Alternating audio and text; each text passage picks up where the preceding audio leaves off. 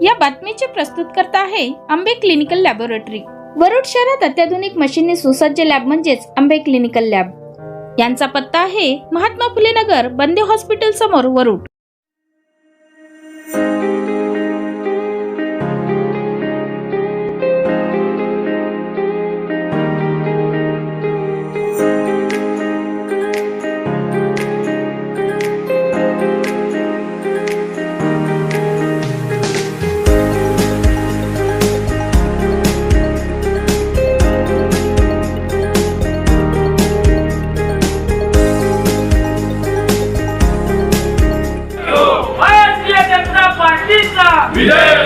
आज भारतीय जनता पार्टीच्या वतीने प्रभाग क्रमांक 2 मध्ये प्रचार कार्याचं उद्घाटन झालं। आपल्यासोबत श्रीधर भाऊ काय सांगू शकाल भाऊ?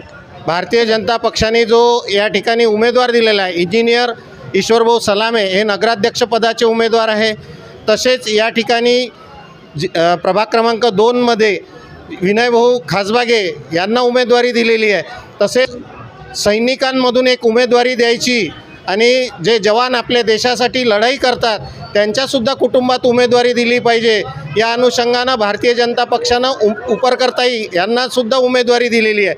आणि तीनही उमेदवार हे अतिशय चांगल्या पद्धतीनं या प्रभागामधूनच नाही तर पूर्ण नगरपालिकेतून विजयी होतील आणि या नगरपालिकेवर भारतीय जनता पक्षाचा भगवा फडकवल्याशिवाय राहणार नाही, अशी ठाम कार्यकर्त्यांनी जे जिद्द पकडलेली आहे आणि त्या अनुषंगानं या नगर परिषदेवर भगवा फडकल्याशिवाय राहणार नाही। महाराष्ट्राचे मुख्यमंत्री हे देवेंद्रजी फडणवीस आहेत।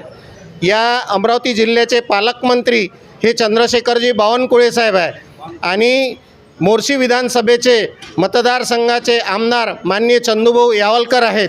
पण आता हे 3 चाकं गाडीला झालेले आहेत, पण चौथं चाक जे आहे ते ईश्वरभाऊ सलामे या नगराचे नगराध्यक्ष करून आपण सर्वजण या नगरीचा विकास घडवून आणू।